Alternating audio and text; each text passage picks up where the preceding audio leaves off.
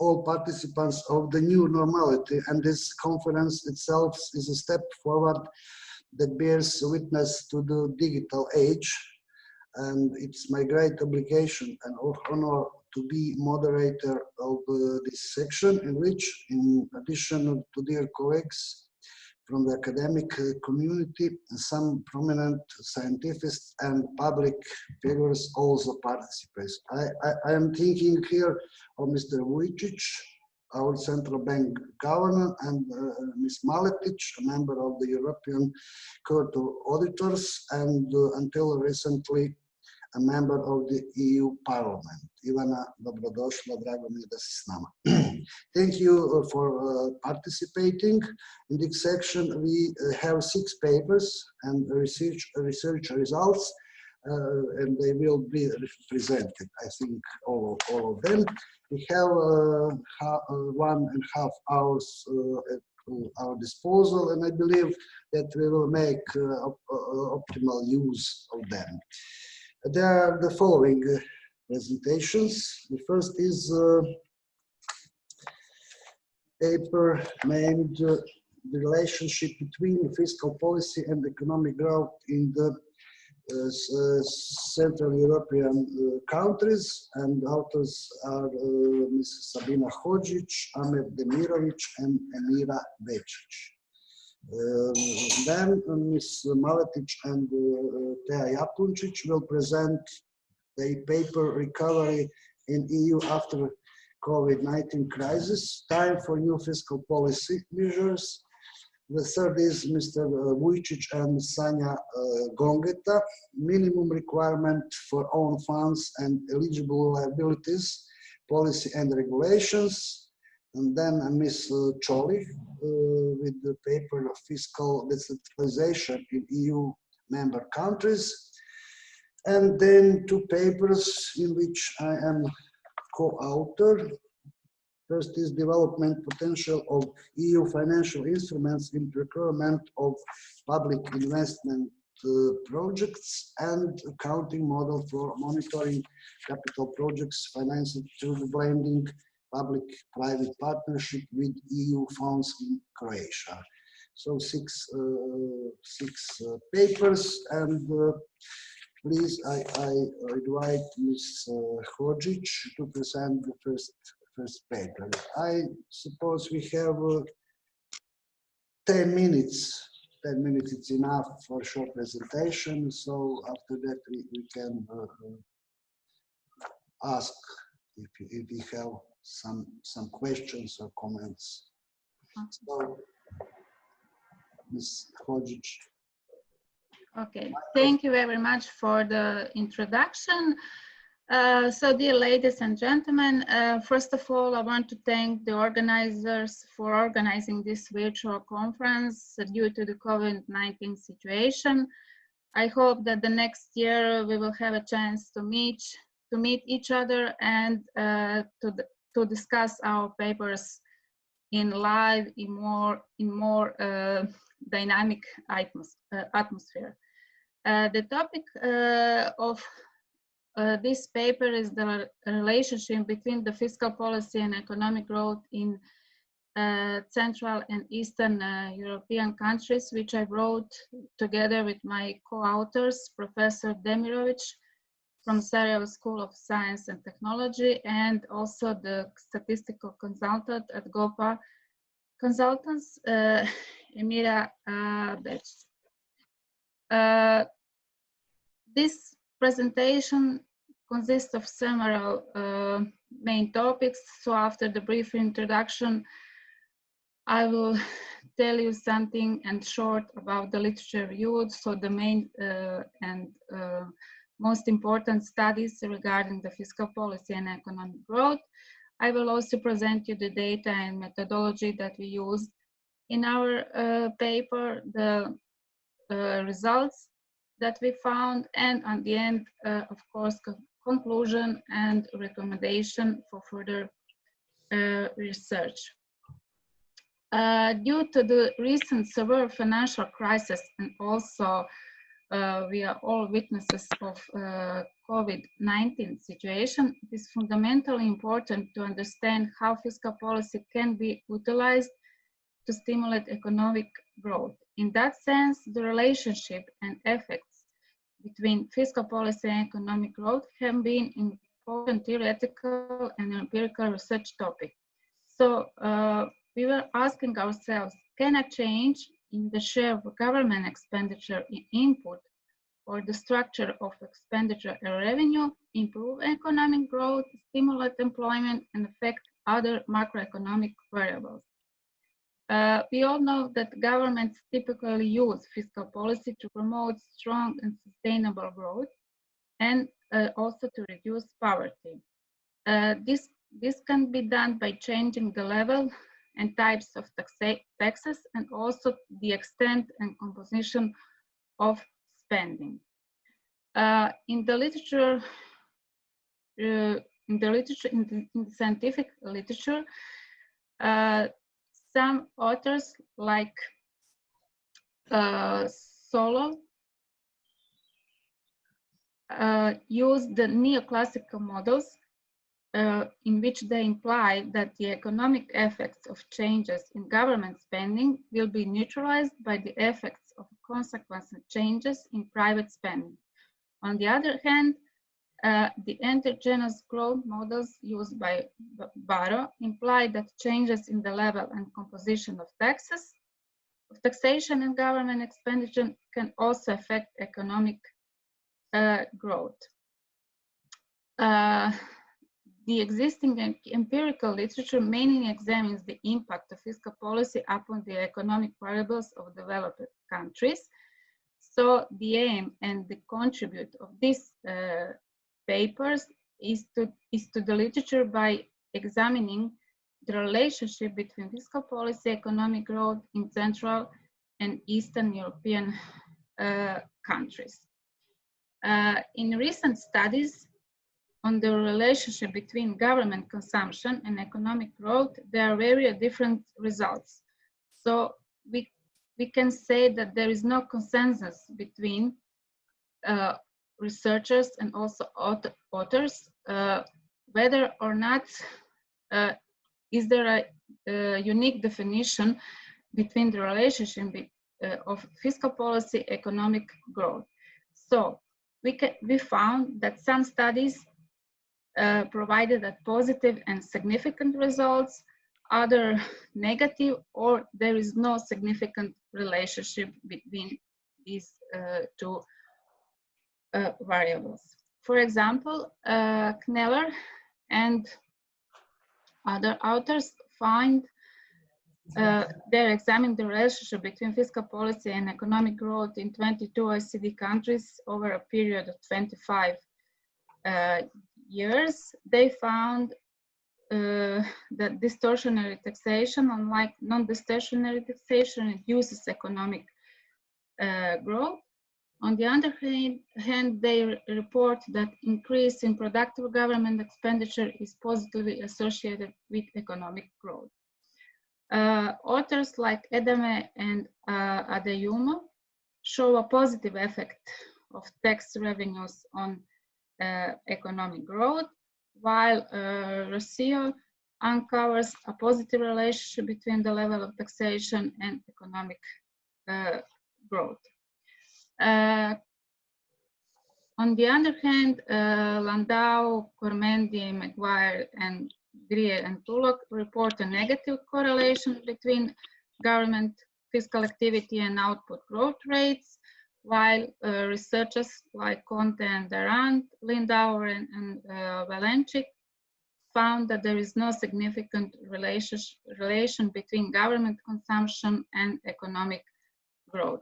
So from this slide, from the literature review, you can see that there is various studies, various results, so there is no consensus among them, whether it's a positive or negative, or there is no significant relationship.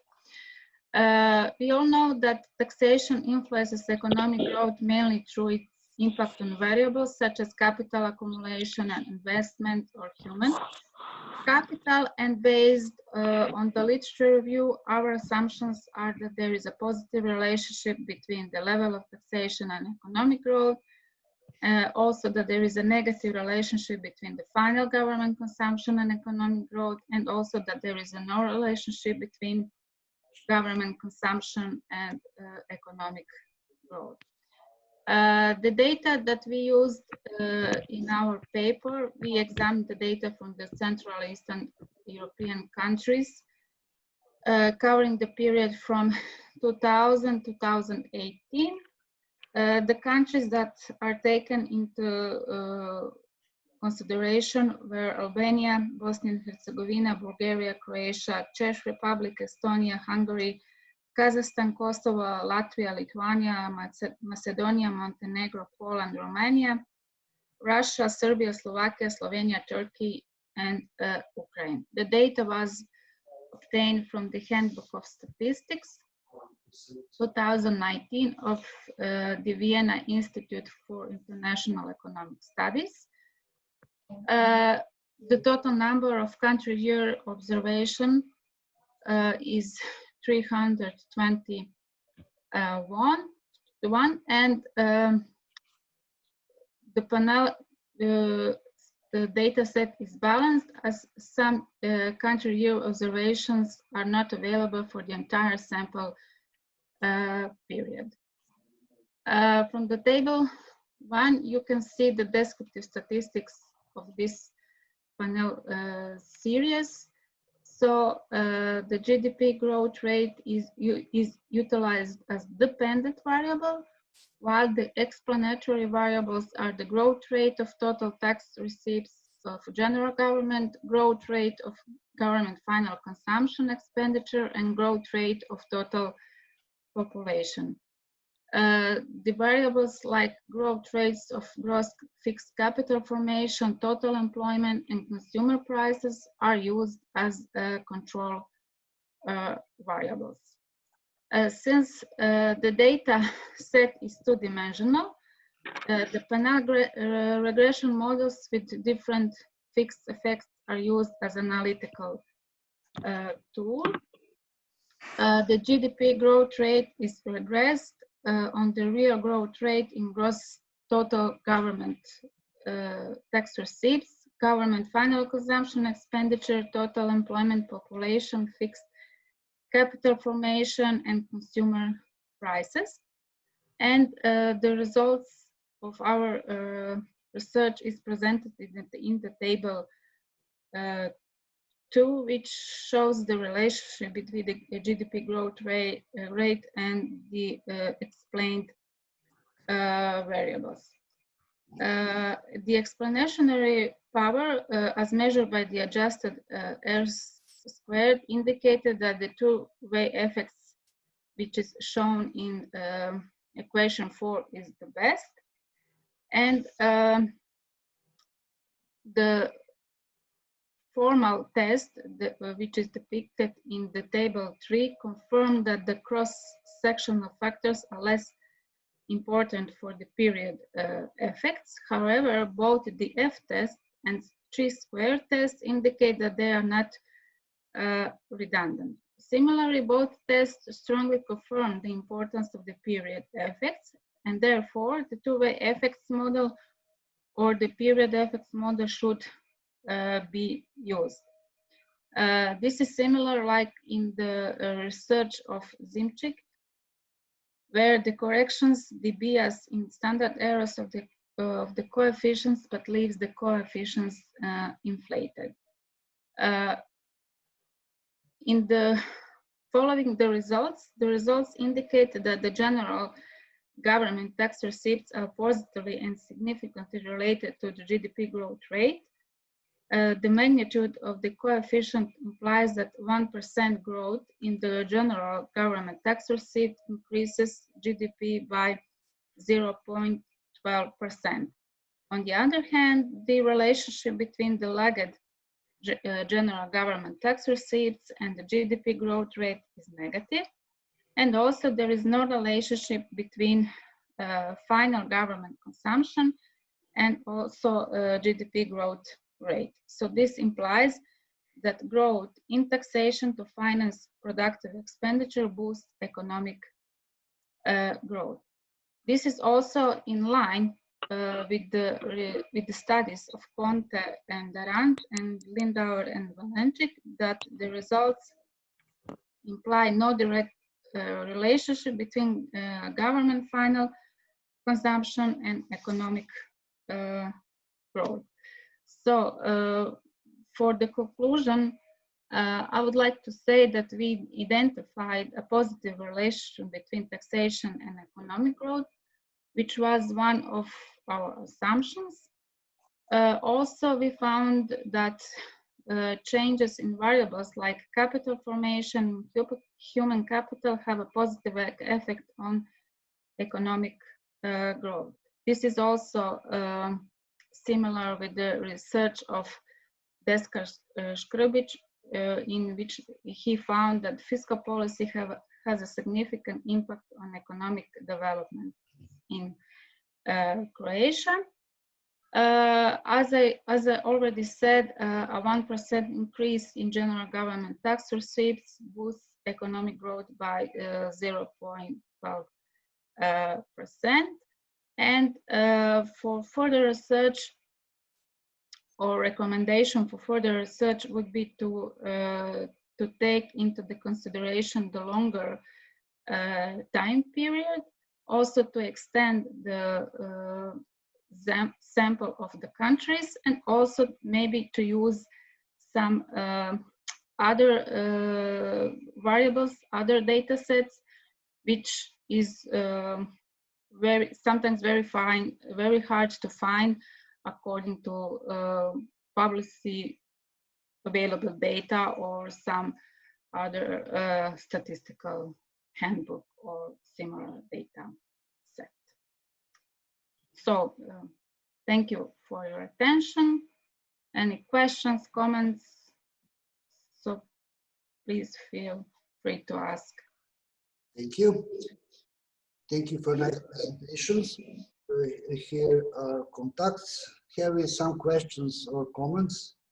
Here on chat is nothing. And you will be able to study the details of the research after the publication of the collection of full conference paper.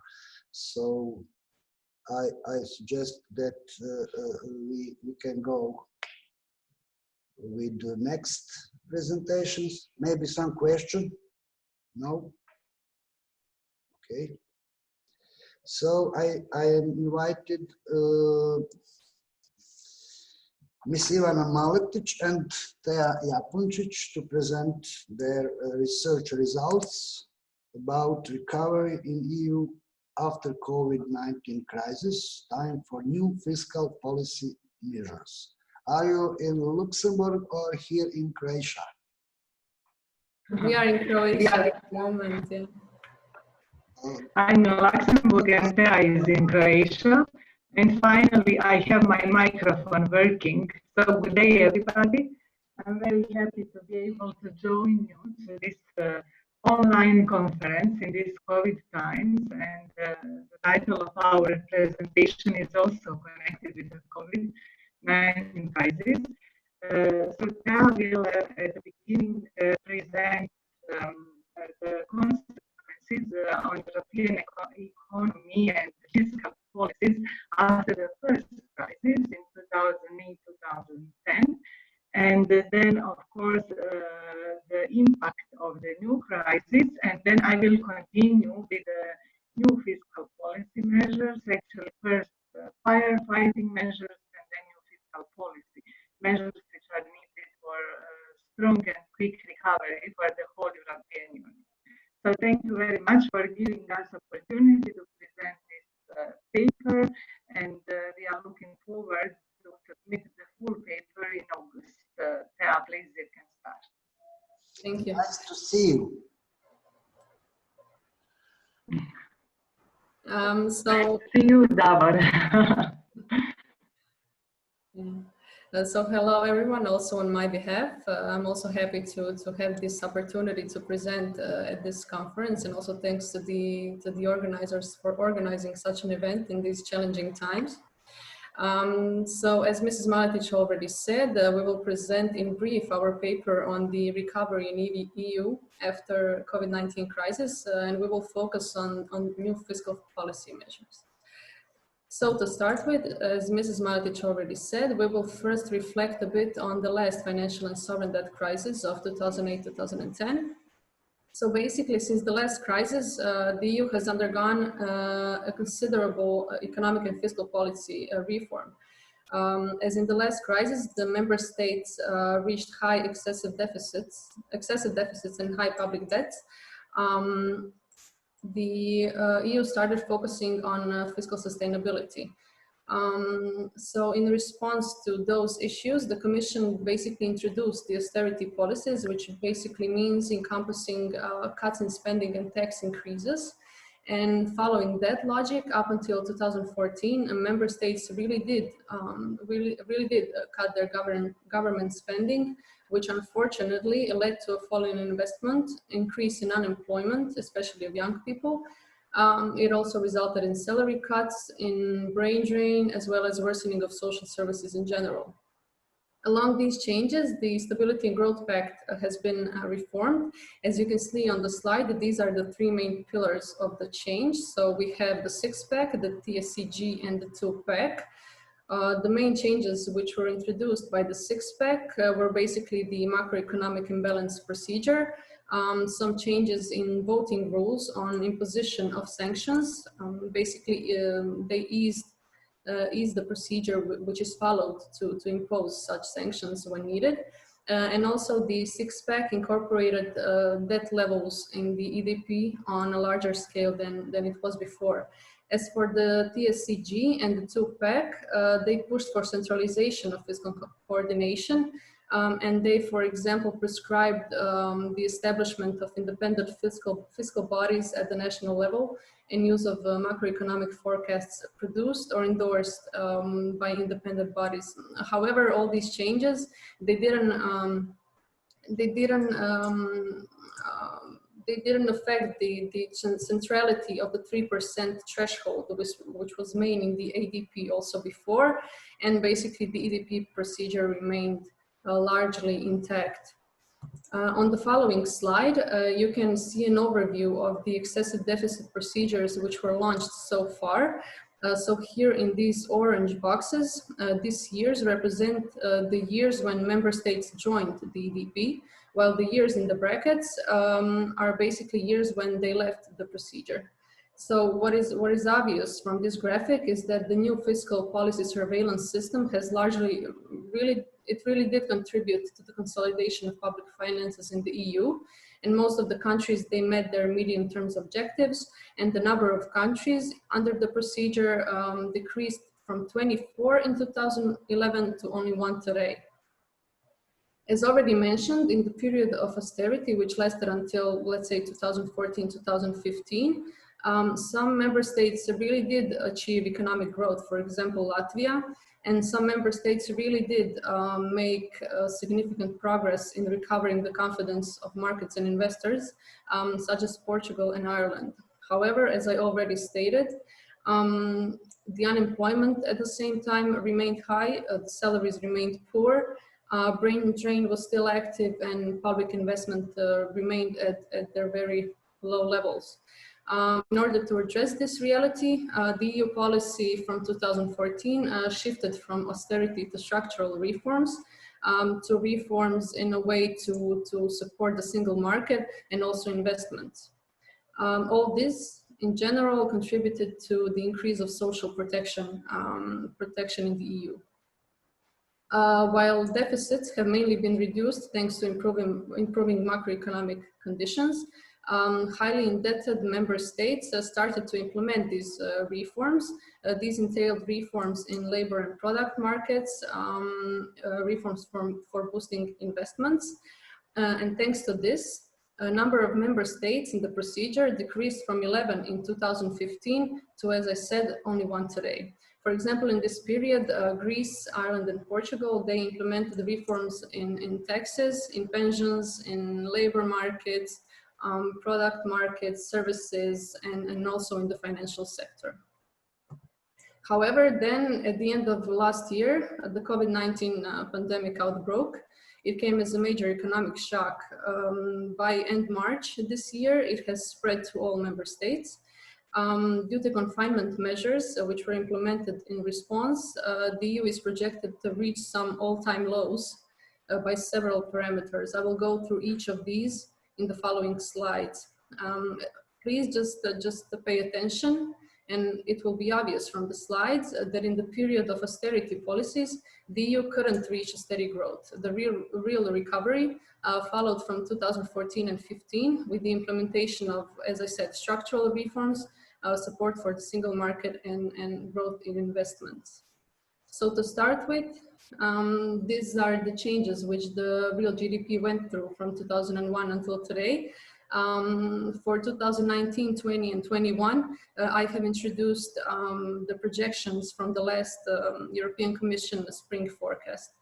So basically, the EU real GDP growth is expected to reduce by 2.5 percentage points in 2020, which is a drop of 7.5% compared to 2019. As you can see on the slide, the growth started gaining momentum after the austerity policies were changed by the structural reforms.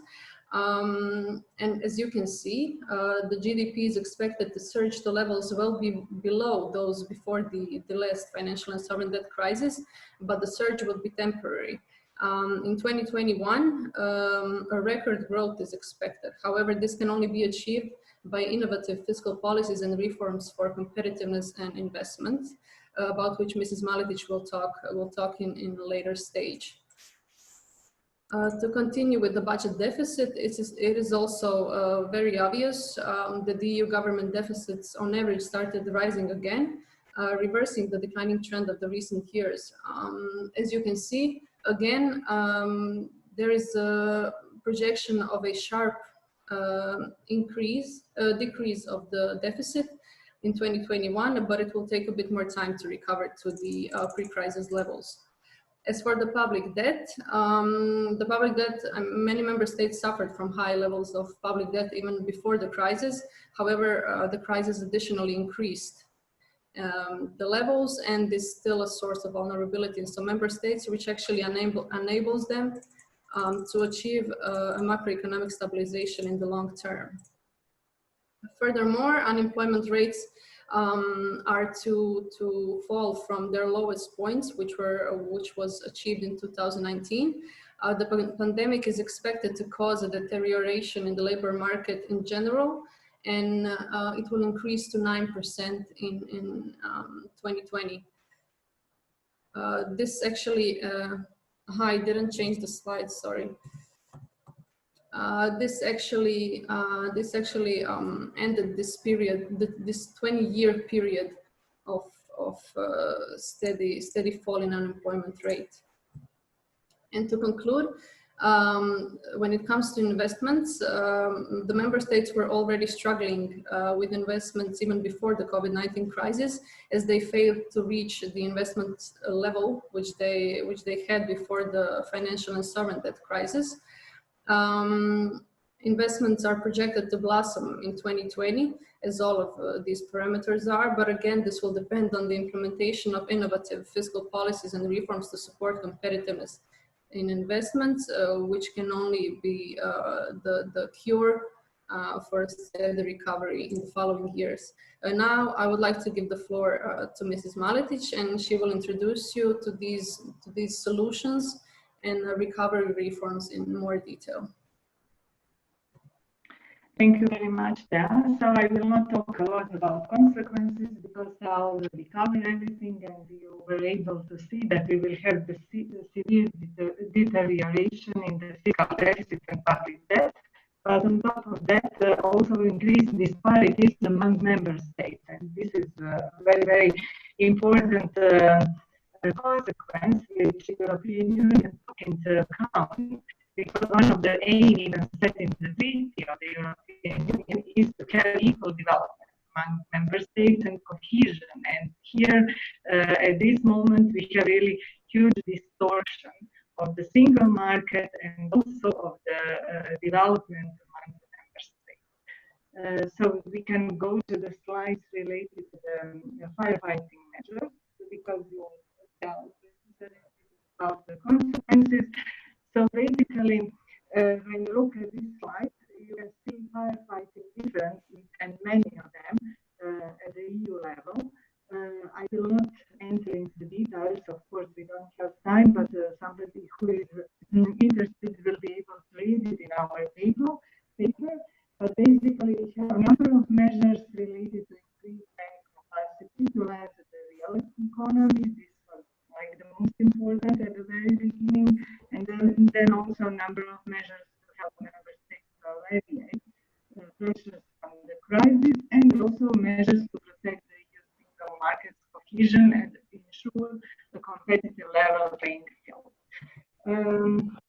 Then at the national level, you can recognize almost all of these measures which are in the table in any of the member states.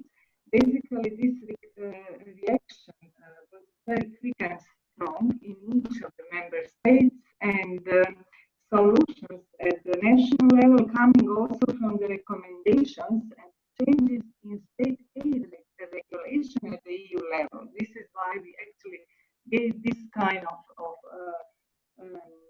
figure that you can connect how measures at the national level are connected basically with the thresholds, which are now much bigger with the new changes in the state aid regulation at the EU level. So basically, we all know about grant and equity injections given to the companies, and because of the urgent liquidity needs, then credit insurance guarantees, then especially wage subsidies and the deferral of social security contribution, or for example, measures for private households. And then, of course, after these firefighting measures, the most important is recovery. Recovery will be the major topic over the next few years, and recovery must reflect at the EU level European strategy and plans for future, as well as protect European values and goals set in the treaty, as I said, especially those which are put in danger, cohesion and single market, which I already mentioned. The same reflects to the member state level. At the member state level also, each member state should have proper strategy and plans for future in order to then focus the funds which will be coming from the EU level, but also the national funds for these goals set at the strategy level. The crisis will have definitely an uneven effect on the member states, as already stated, and this is why EU support will be focused more on regions which are highly affected by the crisis. EC at the beginning talked about Marshall Plan. You all heard about that for recovery, and now we have these two strong and important proposals. New MFF with 1,100 billion euros, and Next Generation EU, which is new recovery instrument, like topping up the new MFF with 750 billion euros for boosting the EU budget with new financing based on the financial market for 2021-2024. From the content of the two proposals, and especially three pillars of the Next Generation EU, which you can see on this slide, we can see that the heart of recovery are investments and structural reforms again. As Thea explained, after 2008-2010 crisis, austerity was like the most important fiscal policy. But in 2014, European Commission, Juncker European Commission, introduced investment, structural reforms, and strengthening single market as the most important three pillars for European development.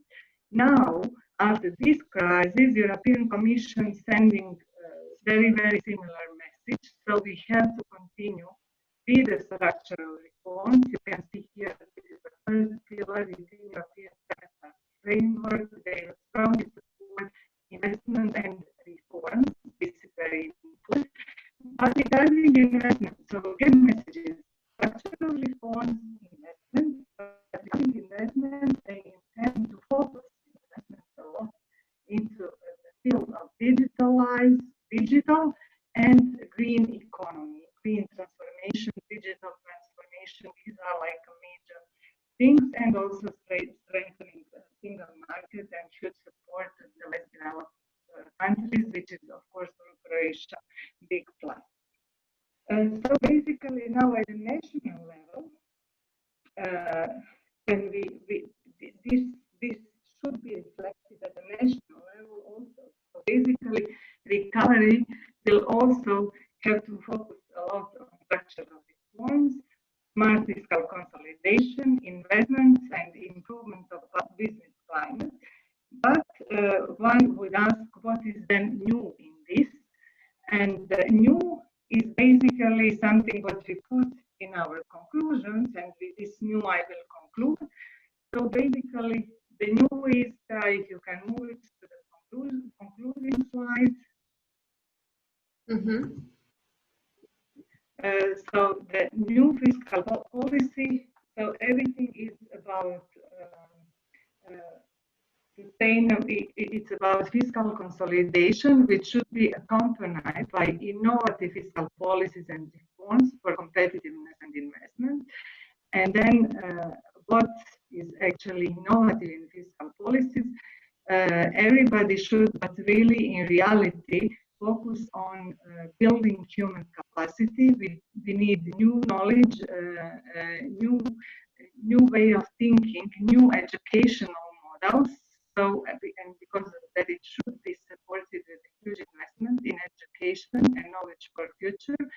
Government should be the one preparing and implementing development plans, define development patterns for the economy. Government should be ready to risk and to decide what are the most important elements, industries, parts of the economy in which we should strongly invest in order to succeed and to create new jobs and then return to the path of sustainable development. Also, government should start finally with innovative and green public procurements. We all talk about that, but in practice there is not a lot about that, and we need new policies to tackle demographic challenges. This is something that we will elaborate in more detail in the paper. Thank you very much for your attention. Thank you very much. It is extremely actual topic, and congratulations for excellent presentation, and congratulations Thea for excellent English. The sound of Miss Ivana was bad, but we can understand and hear enough, I think. So here are some questions or comments. First time, second time. Go ahead. Okay, thank you. Now I am invited Mr. Vujicic. I think he's not online, or Miss Sanja Gongeta.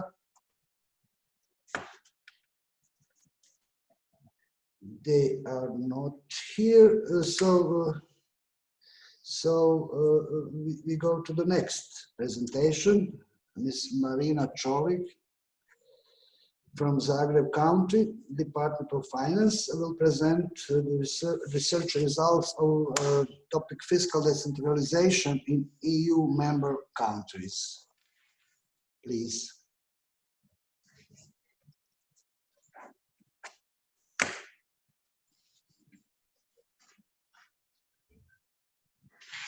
Good afternoon to everyone. My name is Marina Čolić, and I'm head of finance department in Zagreb County. Today, I'm going to have a presentation about fiscal decentralization in EU member countries. The goal of the presentation is to provide comparative overview of fiscal decentralization in new and old members of the EU. To the presentation, I will try to answering following questions. What is decentralization and why do we need it? What are the shortcomings of decentralization? Are the new members of the EU more decentralized than the old ones? And on the end, I will give some conclusions. The last decade has been a time of rhetoric about fiscal decentralization. It's a rare country that has not placed the strengthening of local government on its development policy agenda. This which also attributes a theory of fiscal federalism by Musgrave. It has set the principle that central government must have control over stabilization and distribution function, and the allocation function should be left to the lower level of governments. Although it's very difficult to develop an optimal system of financing local levels of government, it would be good to determine which level of fiscal decentralization we seek to.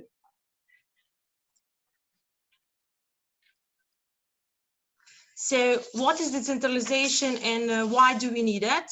We can say that decentralization is the relationship between center and local levels of government, which part of government functions are transferred to the local levels, and as well as certain autonomy in the financing of certain expenditures.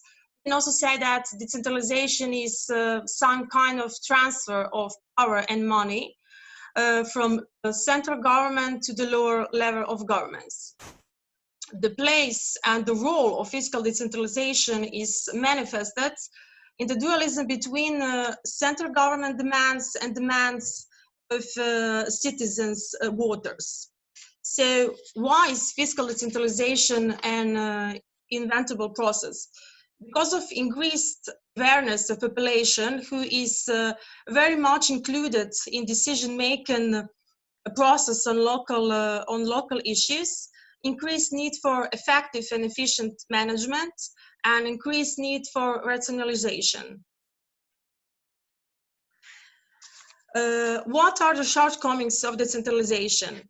On the left side of the table, we can see advantages, and on the right side of the table, we can see disadvantages. The most important advantage is moving government closer to people, better public service, better accountability on the part of government officials, encourage decentralization, also encourage innovation and experiments. So what are disadvantages? You can say that one of the disadvantages is regional inequalities, possible macroeconomic instability, undermine allocative efficiency and diminish production efficiency, and increase the level of corruption. Of course, these are only a few of them. Are new members of the EU more decentralized than the old ones? To answer to this question, we are going to use the following shares. Share of revenues, expenditures of local government in general government, tax revenues in total local revenues, and share of employee expenditure at local and general government. First, on the left side, we can see old EU members, and on the right side, we can see new EU members. And first, we're going to see a revenue share on local government in the period from 2001 to 2018. We can see that Denmark and Sweden has the highest degree of decentralization, revenue decentralization, approximately 65%. If you look new EU members, we can see that Poland has the highest degree, about 35%, and the Malta has the lowest degree. If you compare on the one side, there is Denmark and 65%, and on the other side, there is Poland and 35%. So it's a big difference. Next, on figure number 3, we can see a share of expenditure. You can see also that Denmark and Sweden has the highest degree. If you look old EU members, the lowest degree has Greece, and we can conclude that the Greece is most centralized member of old EU members. On the right side, we can see that also Poland has the highest degree of expenditure decentralization, approximately 35%. Next, we can see revenue share. If you look new EU members, we can see that on average, they're about 22%. Degree of decentralization is about 22%. If you look old ones, we can see that on average, the degree of decentralization of revenue is about 22%. If you look expenditure now, we can see that that a new EU members country has degree about 22%, and old ones about 22%. Then we can see tax revenue. Also, Nordic countries, Denmark, Finland, Sweden, has the highest degree of tax revenue, approximately 35%. Greece again has the lowest degree of decentralization, and like I said before, we can conclude that Greece is the most centralized member of old EU members. Then we can see a tax revenue. And also Latvia, here we have Latvia has the highest degree, approximately 25%.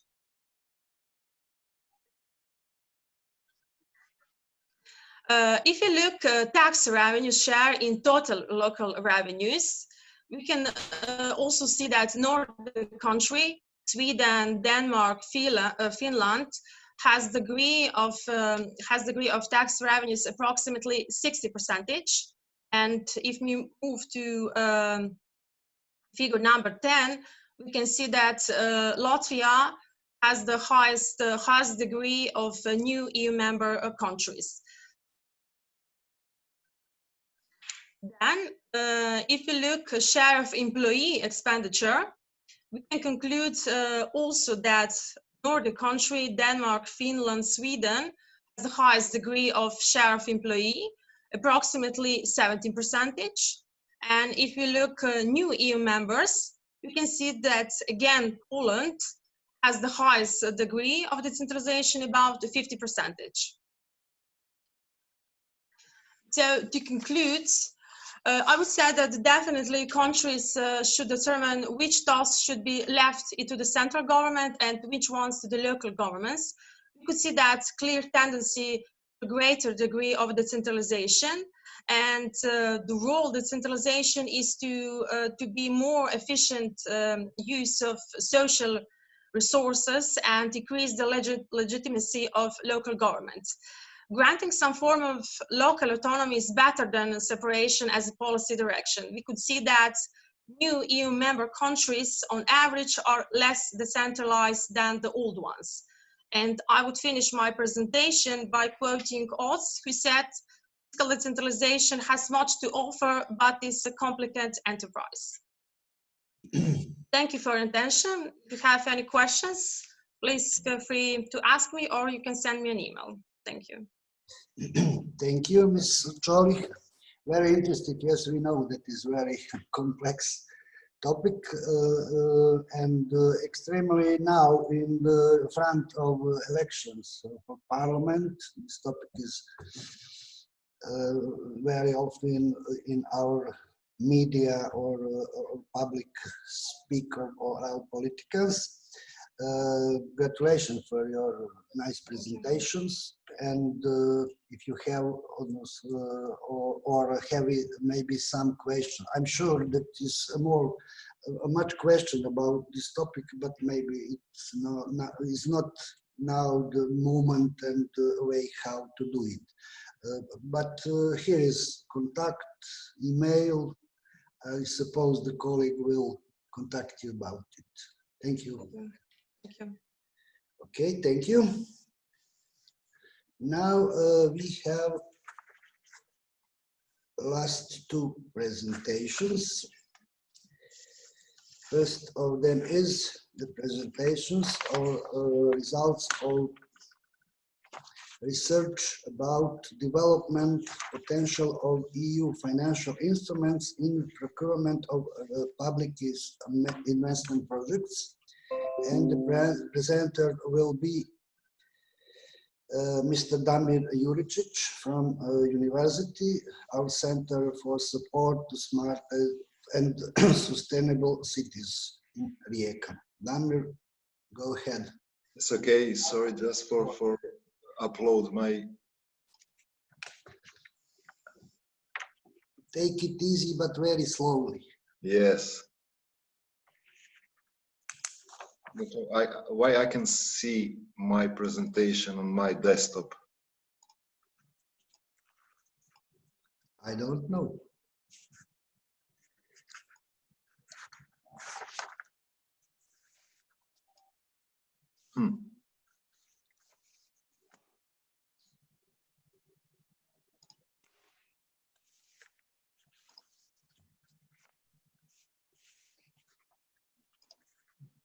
I really don't know. What's happened? No, this is wrong. Do you try before session? This is wrong one.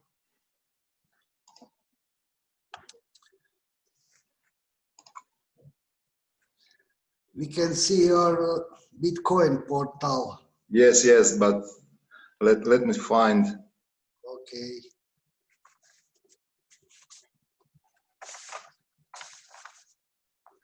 Is this visible?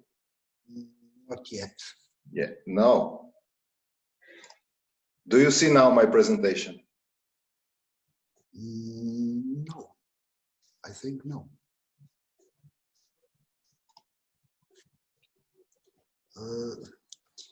We can see your screen. Okay. Oh, is this okay? Yes. Okay, thank you very much. Thanks, Professor Vasicek, dear colleagues. The main aims of our research are better understanding of financial instruments and their more frequently use in public investment projects. We maintain that this topic is extremely important today. At the program threshold of grants and financial instruments in new European Union financial perspective 2021-2027. In this presentation, I will briefly go through definition of financial instruments, lessons learned regarding using financial instruments in previous this perspective 40-20 programming period, and finally we will offer some recommendations regarding combining financial instruments, grants, and alternative procurement models like PPP, concession, and the like. A few words about financial instruments and logic about the situation in which it is justified to use them. Financial instruments are financial products, basically like other standard financial products we can use in projects which are potentially, this is important, self-sustainable. What does it mean? This means that public project is potentially able to cover whole life costs from revenues collected from final users or from the budget. Financial instruments provide, we can say, investment support through loans, guarantees or equity. In this figure, we can see the position of financial instruments regarding financial and economic rate of return, which represent the main criterions for grants and financial instruments approval. In situation where, in this area, in situation where projects, public or private, generates low both economic and financial rate of return, projects, of course, will be rejected. In those situations, there is no interest for investment. In case this area,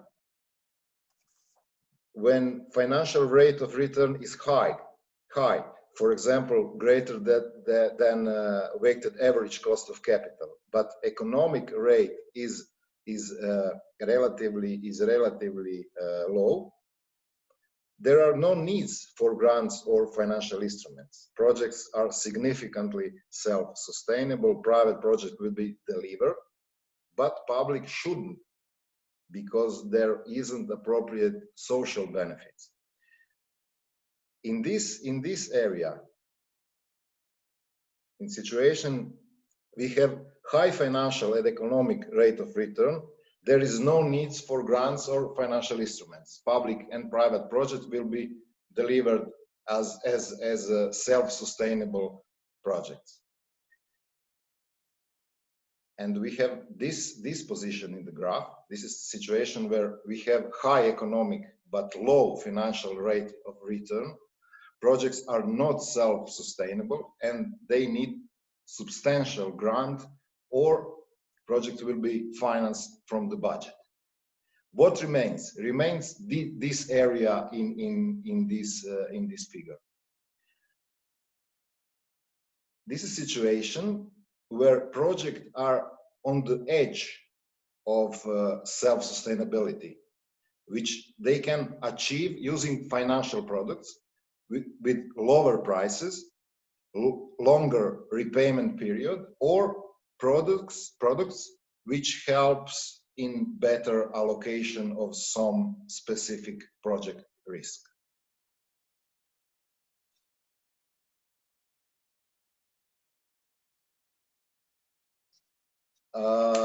Now a few words about Croatian experience in using financial instruments in programming period 14-20.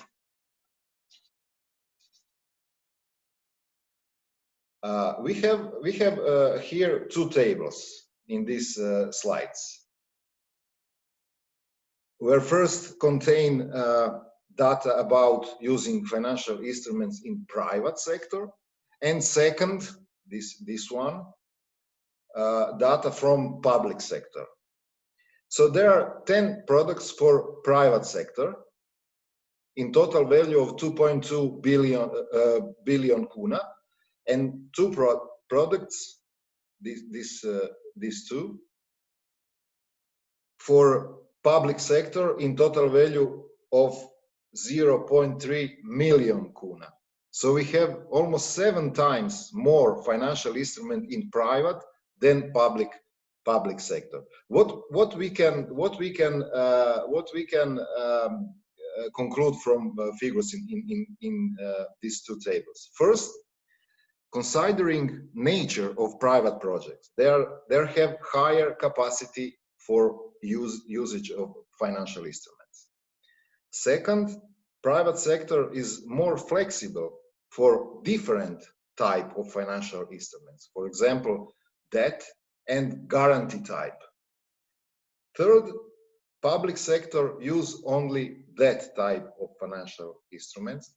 Since what I would like to emphasize, since one of the main aim of using financial instruments is so-called multiplication factor, namely ratio of private and public financial sources in financing public project, we didn't achieve, unfortunately, we didn't achieve this aim because the participation of financial instruments in public projects, especially in street lighting, was dominant. in public, for example, in public lighting, 100% of total financial sources. And fourth, using financial instruments in public sector started in 2018 and 2019. So in the second half of programming period, too late. And we have to improve this in next programming period.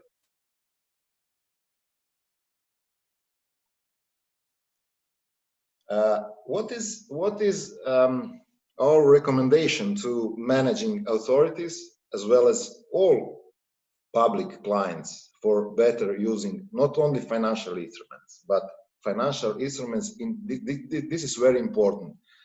Financial instruments in combination with grants, especially in new financial perspective where participation of grants will be reduced.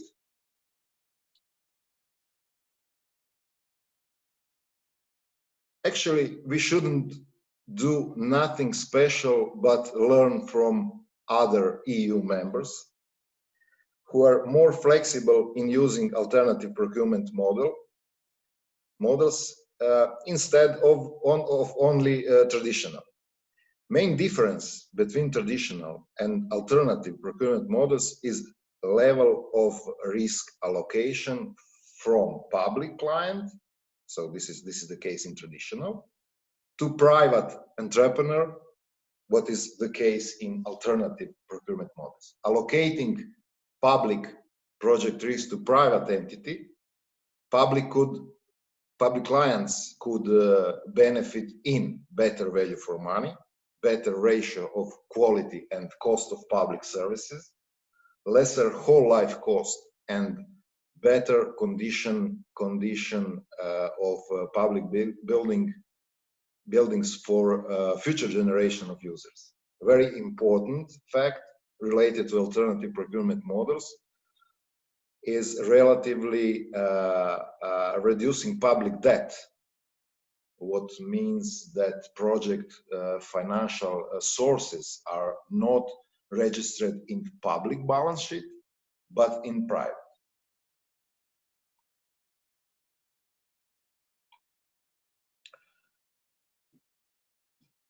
So this is the case.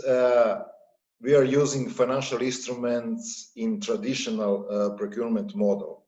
So in traditional procurement model, public clients bears all project risks and have reduced possibilities for using only these two type of financial instruments, debt financial instrument type and guarantee type.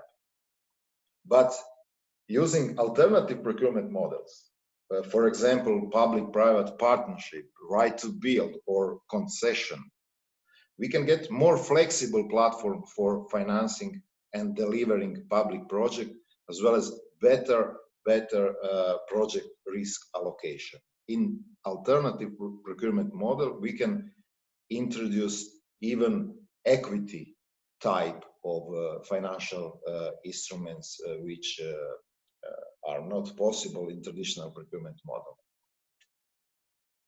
And finally, brief conclusions.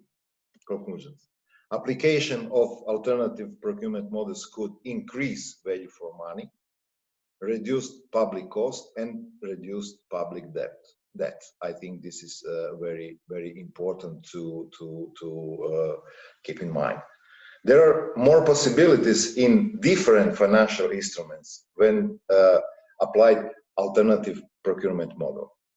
And the final conclusions is that public sector clients could benefit of combination of grants, financial instruments, and procurement models. And I think this is the best way for more project, more public project registered outside of the public balance sheet, and better deliveries. Thank you very much. This is my short presentation. Thank you. Thank you, Mr. Juricic. This topic is interesting. please have you some questions or comments? No, nothing on chat.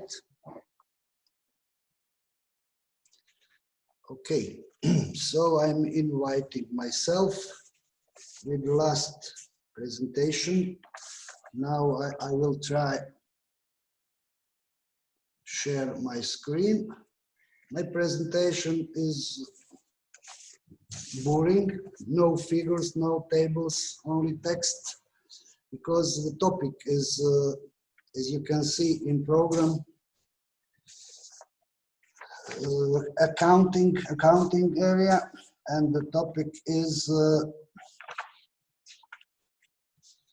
about accounting model for assessing the blended projects. Just a second, I will try to share my screen.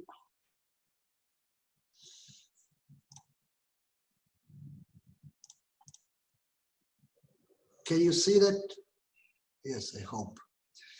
Okay, as I said, it is a topic about accounting, named accounting model for monitoring capital projects financed through blending public-private partnership with EU funds in Croatia. I will say some introduction words because the paper is subspecial, I think, in accounting area. So I will make some introduction. The research and work is based on qualitative analysis of the EU and the Croatian legislative framework, as well as the application of international accounting standards. This includes regulations on private and public sector accounting and taxes. The motive for this research is to find a professionally and legally based model for the affirmation of public-private partnership as such, especially in conditions when it can include grants from EU funds. We try to give the professional, public and investors an additional tool for intensifying public investments. Unfortunately, the practice of applying of the public-private partnership model in Croatia is unsatisfactory, as you know. So also the application of this investment model also is not unsatisfactory. But we try set up the model who is applicable and I think used for future. In the new EU financial perspective, grants give way to financial instrument, as we know. Loans, subsidies, interest rates, guarantees, and etc. We also look at this application in the paper. These are, however, much simpler accounting and tax requirements in the main borrowing and through off-balance sheet records. I believe that there is no need to present the technical details of the accounting procedures themselves, so I will try make my presentation briefly. I hope so. I have 16 slides, so I will most of them only read in some short way. So the full paper. The full paper contains 5 parts: introduction and conclusion, of course, and the parts of accounting or for financing projects using EU funds. Then project accounting based on the PPP model. So we explain the features and modalities of PPP, and then accounting, who is in Croatia, used in Croatia. It is only public financial private financial investment model, only model in Croatia. And then accounting for projects financed by blending to the PPP models and EU funds. So a short view on the blended finance using grants and using financial instruments. In introduction, as I said, accounting is a specific field of economics and has the task of finding accounting solutions for optimal information processing of modern business events, which are the results of international integrations, new economic, financial relationships, and public sector reforms within the national and global framework. This also includes the development of numerous different models of public-private partnership and implying the need for identifying new accounting models which reflect the basis of a contractual relationship between public and private partnerships. So in paper, this paper, as I said, present the result of our research into the actual problem covering accounting checking of investment activities using the PPP model in addition to financing using funds from European structural and investment funds. Our analysis is focused on the private financial initiative model and the blended finance in line with the relevant procedure for blending PPP and SE funds. The analysis is based on actual and recent professional and legal foundations contained in the International Financial Reporting Standards for entrepreneurs and the public sector, statistical requirements of classifying assets and public debt, what is very, very important in this area, as well as a recognition of revenue and expenditure in accordance with the European Statistics Accounts 1910. Also, of course, EU legislation and national legislation. About accounting for financing projects using EU funds, upon entering in the European Union, becoming a full-fledged member state, the Republic of Croatia participates in implementing the European cohesion policy, which implies the possibility of utilizing European structural and investment funds, and since 2040, the country has been operating with the common strategic framework. A crucial question in the realization projects is accounting recognitions of only those costs that are anticipated in the project and accepted under accountability. The general acceptability of cost is defined in the European Commission's regulation. Also, accounting information on the realization and outcomes of projects are also expressed by beneficiaries in terms of the stipulated national system of external financial reporting. Here we can see our framework, regular framework, so I will not read it. For a project accounting based on the public-private partnership model is characteristic. The accounting process of tracking projects is determined using a specific form of PPP and PPP agreements, which regulates mutual rights and obligations between public and private partners.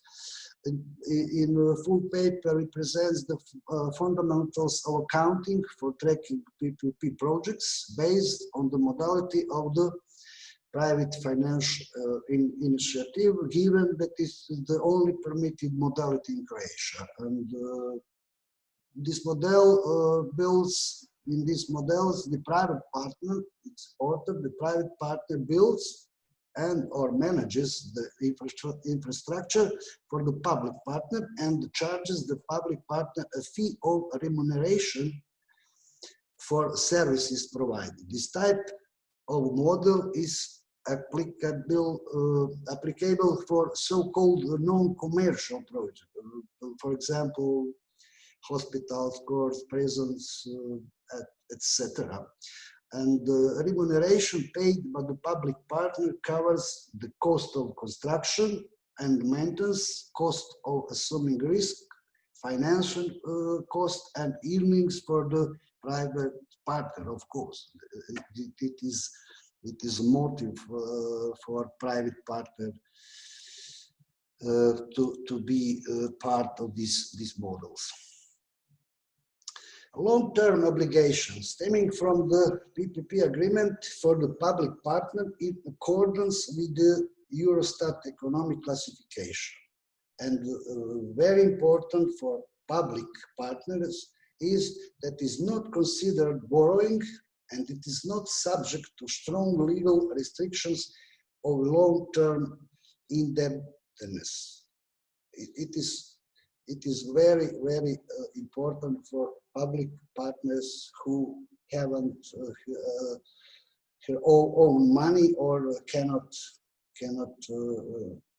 get some loans or debts. This gives this model gives an added advantage over traditional models of public investment. In in accounting for the private partner, important is that of course private partner use international accounting standards, our law, accounting law, especially the standards 16 property, plant and equipment, or standard 38 intangible assets, given that the facility fulfills conditions for recognition of assets in the balance sheet. Through the duration of the agreement, private partner is the legal and economic owner of a newly built facility. It's very important. Okay. Well, so private partner is full owner of object. Its accounting policy for depreciation of the newly built facility will be devised in line with the useful life. Usually, it is nature that in a period of agreement, the private partner will make the depreciation of this object. Accumulated depreciation and the end of useful life is equivalent to the total capitalized cost incurred in acquiring the facility. In effectuation, the project, private partner receives continually generated business revenue. It is his motive, and his revenues makes a profit, of course. Accounting procedure for the public partner commences upon approval of building rights, and when the public partner records the liability of its property stemming from building rights in its analytical and off-balance sheet records. So you can see that is off-balance evidential in accounting, because the ownership is on the side of private partner. The residual or estimated value of the facility passing into the private partner's lawful ownership without remunerations will be recognized in the appropriate account for fixed tangible assets, while at the same time increasing its own sources of ownership. So they call public capital. In effectuation the project, the public partner receives continually generated business expenditures based on the received service for availability of the facility through through agreement. About accounting for projects financed by blending, the PPP model and EU grants, the blended finance for PPP projects is the use of grants in the form of subsidies of capital assistance. The fundamental presumption of this blended finance model is contracting the private partner's interest at a fixed relative amount or a fixed rate of return of his investing. Once one's own funds into this project. It involves including a grant for the public partner who successively or as a lump sum transfers it to the private partner in the form of capital assistance. This is crucial moment in this model. Blending, this fixed relative amount or the fixed rate. This is a crucial topic. Thereafter, the public partner is able to contractually reduce the financial burden and stake of the private partner in the value of the capital investment, which is the subject of the agreement. The consequence of this payment is a decrease in public PPP, short remuneration, and increase in public partners' payment ability. On the other hand, the private partner interest expressed as a contracted rate of return for investing its own funds remains unchanged, while its financial risks of utilizing its own funds is reduced.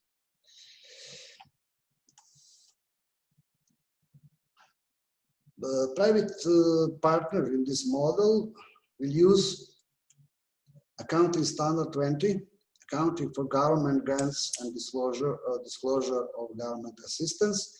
So the received grants funds for the private partner are by nature state support, which has a neutral effect on these financial results and tax obligations. All grants have to be neutral on financial result or and tax obligations. In this model, it is possible.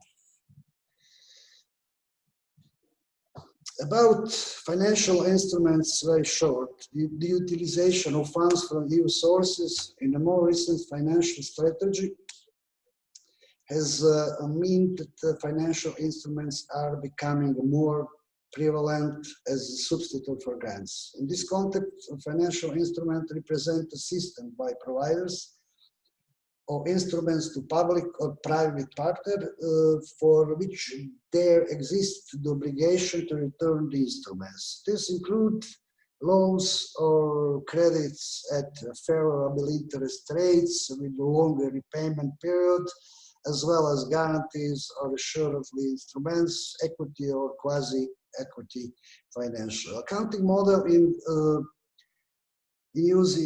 way of using financial instrument is just is simple, that there is no problem. We can see on the slide the procedure behind innovative financial instruments does not require a particular accounting and tax analysis, given that it does not result in specific outcomes with direct implication or on recognition of elements of financial statements belonging to stakeholders in PPP projects. Accounting procedure in checking loans and credits commences with recognizing the obligation of the users and the moment of receiving the approved funds. As a rule, interest which the user pays to the provider financially represents operating expenditure, and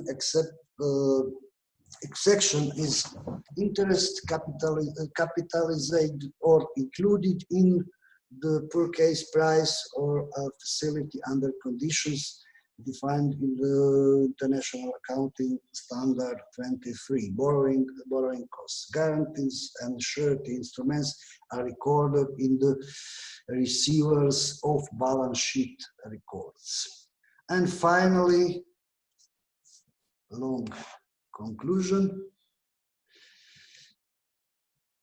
In the absence of equity financing and limited possibilities of borrowing, public and private investors are increasingly questioning the possibilities and economic justification of using modern forms of financial capital produce. EU regulations and national legislation don't prevent the use of the mentioned sources of financing, and when combined or blended, achieve positive synergic outcomes. For public entities, the positive outcomes is they achieve value for money and is further increased by including grants from EU sources. So you can read a few conclusion remarks, and I will stop here. I apologize on my not fluently English, but you can read on my presentations the main conclusions or elements of this model which we present in our paper. So thank you, and I suppose there is no questions about this topic. Maybe I'm not right. So have we some questions? If not, our time is run out. So again, finally, thanks again to all of you, all participants, interested researchers and colleagues. And now I wish to say goodbye. Thank you very much once again. Bye. Thank you. Bye.